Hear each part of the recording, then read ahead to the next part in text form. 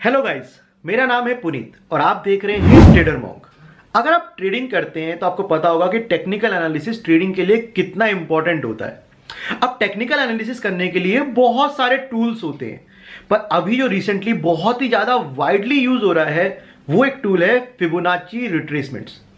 अब हम बात करेंगे what exactly is Fibonacci retracement, इसको हम लोग ट्रेडिंग में कैसे यूज कर सकते हैं, इससे हम लोग प्रॉफिटेबल ट्रेड्स कैसे ले सकते हैं, क्या ये हमको एंट्री एंड एग्जिट सिग्नल्स देता है, और एक्चुअली में फिबोनाची रिट्रेसमेंट ट्रेडिंग व्यू या फिर जीरो डे जैसे प्लेटफॉर्म्स में कैसे प्लॉट कर सकते हैं। अब सबसे पहले बात करते हैं what exactly is Fibonacci retracement. Fibonacci retracement दो वर्ड से बनता है, फिबोनाची एंड रिट्रेसमेंट। फिबोनाची क्या होता है?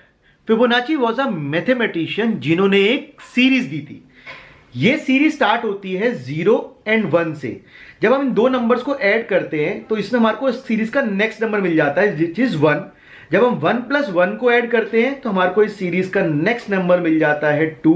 जब हम 2 + 3 को ऐड करते हैं तो हमारे को इस सीरीज का नेक्स्ट नंबर मिल जाता है 5 एंड सो ऑन। अब 5 + 3 को ऐड करेंगे तो इसका सीरीज का नेक्स्ट नंबर होगा 8।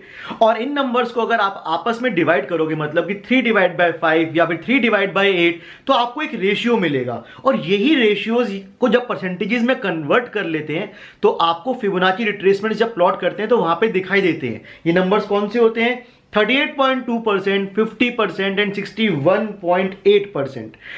अब ये नंबर्स इतने ज्यादा इंपॉर्टेंट क्यों हैं? क्योंकि ऐसा देखा गया कि ये फिबोनाची जो सीरीज है ये नेचर के अंदर बहुत जगह पे अप्लाई होती है। जैसे फ्लावर के पेटल्स में अगर आप किसी फ्लावर का पेटल देखोगे तो उसमें या तो 3 पेटल्स होंगे या 5 पेटल्स होंगे या 8 पेटल्स होंगे, ऐसा नहीं कि 7 पेटल्स आपको मिल जाएंगे।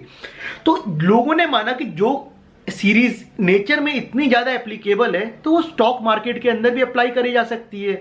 और क्योंकि बहुत सारे लोगों ने इस चीज को सच माना तो लोगों के लिए वो वाले लेवल्स जो हैं वो बहुत इंपॉर्टेंट होने लगे और लोग उस लेवल्स पे ट्रेड लेने लगे। तो अब आप देखोगे स्टॉक्स जो हैं मोर और लेस इसके हिसाब से बिहेव करने लगे हैं। और अब हम बात करते हैं रिट्रेसमेंट के बारे में। What is a retracement? Retracement is a temporary price reversal.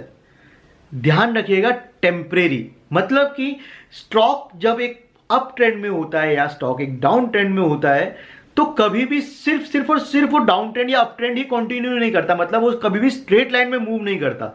वो हमेशा एक तरह के साइक्लिक पैटर्न्स बनाता है, मतलब ऊपर जाएगा फिर नीचे आएगा फिर ऊपर जाएगा। तो जब एक स्टॉक मान लीजिए कि बहुत स्ट्रॉन्ग अप ट्रेंड में है तो वहां पर किसी एक पॉइंट पर लोग प्रॉफिट बुकिंग करना स्टार्ट करेंगे। मतलब लोगों को लगेगा कि काफी ऊपर चला गया है, मैं यहां पे अपने प्रॉफिट्स लेके निकल जाता हूं। अब जब बहुत सारे लोग ऐसा करते हैं प्रॉफिट बुकिंग तो स्टॉक थोड़ा सा नीचे आता है, फिर वो वापस अपना अप ट्रेंड कंटिन्यू करता है। तो जो थोड़ा सा वो नीचे की तरफ आया, अपने अप ट्रेंड को तोड़ के हल्का सा वापस आया, रिवर्सल किया, वो कितना होगा, कितना रिवर्स करेगा, कितना पुल बैक आएगा, ये चीज के लिए हम लोगों ने एक टूल बनाया जिसको हम कह रहे हैं फिबोनाची रिट्रेसमेंट। हम मान के चलते हैं कि फिबोनाची के जो नंबर्स हैं, जो रेशियोज आते हैं, ये जो स्टॉक्स हैं उस रेशियोज को फॉलो करेंगे या फिर उनको रिस्पेक्ट करेंगे। अब हम देखते हैं फिबोनाची रिट्रेसमेंट्स को ट्रेडिंग व्यू में कैसे यूज कर सकते हैं और कैसे हम लोग इस रिट्रेसमेंट लेवल से ट्रेड ले सकते हैं। ये हमारे को एंट्री और एग्जिट की लेवल्स दे सकता है या नहीं। आइए, तो मैं अभी आया हूं ट्रेडिंग व्यू प्लेटफॉर्म के अंदर क्योंकि यहां पे चार्ट्स बहुत अच्छे दिखते हैं। आप ये चीज जीरोडा में भी कर सकते हैं, इसके अंदर कुछ भी डिफरेंट नहीं होता। तो सबसे पहले हम देखते हैं कि फिबोनाची रिट्रेसमेंट्स को हम लोग प्लॉट कैसे करते हैं। तो अगर आप ट्रेडिंग व्यू में जाएंगे तो ये साइड बार के अंदर आपको यहां पर बहुत सारे ऑप्शंस दिखाई देंगे, जिसके अंदर से एक दिखाई देगा फिब रिट्रेसमेंट। इस पे आप क्लिक करें और स्टॉक के अंदर हम लोग एक पीरियड डिफाइन करेंगे और उस पीरियड के अंदर हम लोग स्टॉक का एक ट्रेंड डिफाइन करेंगे। लेट्स से मैंने ये स्टॉक लिया है टीसीएस का 30 मिनट के चार्ट पे। अब 30 मिनट के चार्ट पे मेरे को दिख रहा है कि यहां पर 18 नवंबर से लेके 24 नवंबर, शॉर्ट टर्म के लिए बता रहा हूं, 18 नवंबर से 24 नवंबर तक हमारे को दिखाई दे रहा है कि स्टॉक जो है वो एक अप ट्रेंड के अंदर है। अब यहां से हम लोग एक पुल बैक अगर डिफाइन करते हैं तो वो पुल बैक कितना आएगा। अब ये पुल बैक हमारे को दिखाई दिया है, पर मान लीजिए ये स्टॉक अभी हमारे सामने लाइव चल रहा है, तो हमारे को ये चार्ट सिर्फ लेट्स से सिर्फ इतना दिख रहा है, इतना कि हमने देखा यहां से यहां तक ये अप ट्रेंड में था, फिर हमको ये दिखाई दे रहा है कि एक रेड कैंडल हमारे को बनती दिखाई दे रही है। अब लेट्स से हम लोग मानते हैं कि यहां से रिट्रेसमेंट आता है, तो हम लोग सबसे पहले क्या कर सकते हैं, यहां से स्विंग लो से स्विंग हाई तक, कैंडल के स्विंग लो से स्विंग हाई तक हम लोग इसको प्लॉट करेंगे। ठीक है, जब हमने इसे प्लॉट करा, अब मैं इस चार्ट को वापस लाके देखता हूं कि क्या हुआ इसमें। एकदम तरीके से प्लॉट हुआ है। अब सबसे पहली चीज आप देखो कि 23.6% पे क्या हुआ, स्टॉक वापस आया, और स्टॉक वापस आने के बाद उस लेवल को रिस्पेक्ट किया और वापस चला गया। अगर हम इसको हाइलाइटर से देखें, यहां से स्टॉक अप ट्रेंड में था, उसने एक पुल बैक लिया, पुल बैक लेने के बाद आप देखो उसने इस लेवल को कितने अच्छे से रिस्पेक्ट किया, राइट। अब वहां से वो वापस गया, वापस वो नीचे आया, अब की बार उसने 38.2% के लेवल को कैसे रिस्पेक्ट किया। हमें तो ये लेवल्स पता भी नहीं थे, हमने सिर्फ स्विंग लो से स्विंग हाई को हमने टच कराया, और वहां से आप देखो कि ये लेवल्स कितने अच्छे से दिखाई दिए। उसके बाद वापस उसने ऑलमोस्ट 50% के लेवल को भी उसने रिस्पेक्ट किया, पूरा नीचे तक नहीं गया पर ऑलमोस्ट रिस्पेक्ट करा और वापस गया। ये चीज हमारे को डिटरमाइन करने में हेल्प करती है कि देखो रिस्पेक्ट करता है वो इन लेवल्स को 23.6, 38.2, 50%, 61.8% के लेवल्स को। अब अगर हम मान लीजिए एक और एग्जांपल देखते हैं, लेट्स से हम लोग HDFC बैंक का एग्जांपल देखें। चलो HDFC का देखते हैं। यहां पर हमारे को एक क्लियर कट स्विंग लो और स्विंग हाई दिखाई दे रहा है, इसको हम लोग प्लॉट करते हैं। Swing low to swing high हमने प्लॉट करा। आप देखो इस चार्ट में तो आपको साफ पता चलेगा कि जब हमने स्विंग लो से स्विंग हाई पे टच कराया तो ये स्टॉक अप ट्रेंड में था शॉर्ट टर्म में, मैंने ये 1 आवर पे देख रहा हूं, और इसने इस लेवल को कितने अच्छे से रिस्पेक्ट करा। This is 23.6%। इसको हम थोड़ा बड़ा करके देखें तो आपको दिखाई देगा कि ये देखिए कितने अच्छे से इसने 23.6% के लेवल्स को रिस्पेक्ट किया।